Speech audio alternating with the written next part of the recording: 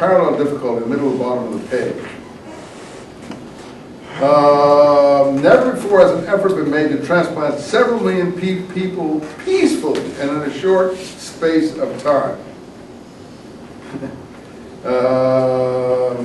What gives Zionists the courage to begin this labor of Hercules is the conviction that they are performing a necessary and useful task of work of love and blah, blah, blah, blah. Anyway, he thinks it's going to be peaceful and he thinks it has to be done in a short period of time. Well, I guess that doesn't occur.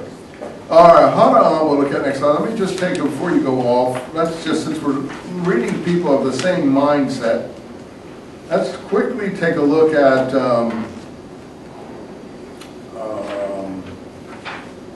where is this American Supreme Court judge who was Wilson? Brandeis? Brandeis and Silver. Where's Brandeis? Can you see? Can you 514. What is it? 514. 514. So he's 1856 to 1941. It's a similar, he lives a very long time, but he's born around the same time Herzl is, you see. So he, his people left Czechoslovakia in 1848 after the failure of the uprisings there, and he was born in America. And he got into the problem of the Lower East Side as a lawyer, where there was a large Jewish population had accumulated from immigration, and the conditions, work conditions were pretty bad.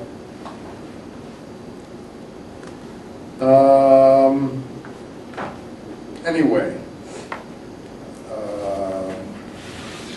let's see if we can.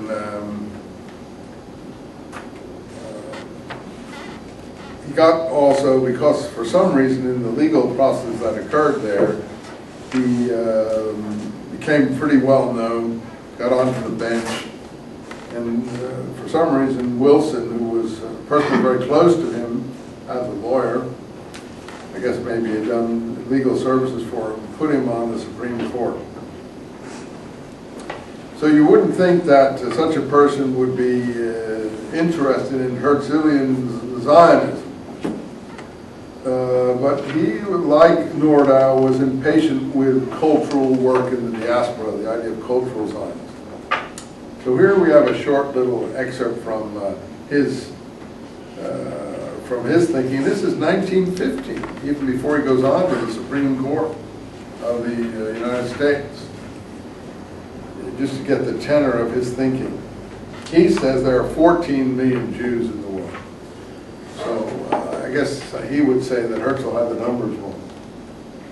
I think probably we can rely more on Brandeis' figures, because this is 15 or 20 years after Herzl. How can Herzl say there, what, 9 million, did he say? In 1897, and he says here in 1915 there are 14 million. See, if there are 14 million, that means that there were more then really than there are now.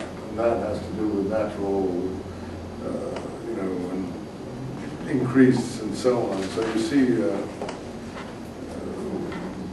I think now there are around, between 9 and 12 million. So he says there were 14 million. Anyway, he said Palestine couldn't accommodate that number. Maybe a third of them, he thinks, could be accommodated by that number. Zionism seeks to establish in Palestine for such Jews as choose to go and remain there for the sense of legally secured home, and lead, where they can live together, lead a Jewish life, where they can expect ultimately to constitute a majority of the population, and may look forward to what we would call home rule. The Zionists seek to establish this home in Palestine because they're convinced that the undying longing of Jews is blah, blah, blah, blah, blah. You see, he's speaking about home rule, homeland, not a national state. It's really interesting because he's a close advisor of Wilson. And when the British, just like in World War II, launched their campaign in Palestine and issued the Balfour Declaration, one of their motives is to bring America into the war.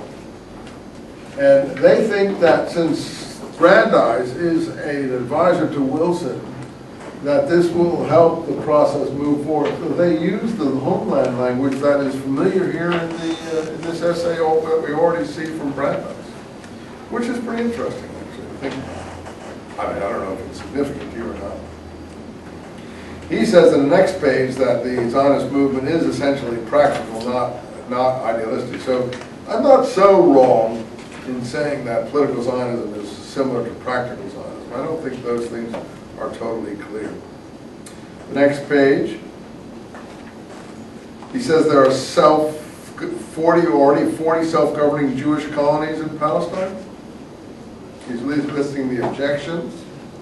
He's also, 519, speaking of the revival of the Hebrew language, and that what we need is to build the superstructure there. He talks about America here at the bottom. Man is a better citizen of the United States for being also a loyal citizen of his state and his country. Every Irish American who contributes toward advancing home rule is a better man, a better American. The same for a Korean or a Japanese or any other one. So he understands in page 520 that America is full of nationalities. And there's no inconsistency between loyalty to America and loyalty to your original country.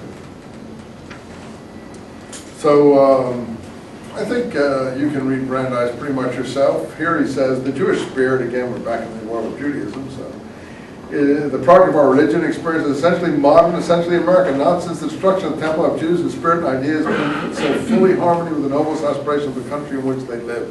Well, he's being a propagandist here. I'm not sure that. He talks about America's demand for social justice in the 20th century in the middle of that page. Indeed, loyalty to American demands rather than each American Jew become a Zionist. Well, that's pretty advanced thinking for Jewish Americans. I don't think we'll find many thinking like that. And he's on the Supreme Court, one of the most highly respected Supreme Court justices. 521.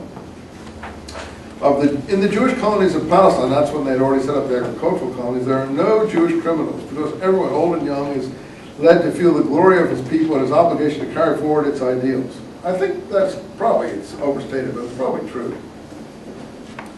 He says in 522, at the end of this little piece, that there are 3 million Jews in America and a larger population than any other country except Russia. Well, probably Poland too. Anyway, we insist that we are loyal to America. Can never be questioned. And at the bottom of the page he says, let us therefore lead earnestly, courageously, and joyously in the struggle for national liberation. Let us recognize that we Jews are a distinctive nationality which every Jew, whatever his country, his station, and shade of belief, is necessarily a member. Let us insist the struggle for liberty shall not cease until equality of opportunity is accorded to nationalities as to individuals. Let us insist also that full equality of opportunity cannot be obtained by Jews until we, like members of other nationalities, shall have the option of living elsewhere or of returning to the land of our forefathers. And at the end, organize, organize, organize, because he's a labor organizer type person. Well, that's an American Zionist, a very high level, very famous American, and pretty Herzlian, I think, in his outlook. Next time we'll look at Ahad Weitzman, the cultural Zionists, and take a look at those, see if you can read those folks, and we'll pick up their next lecture.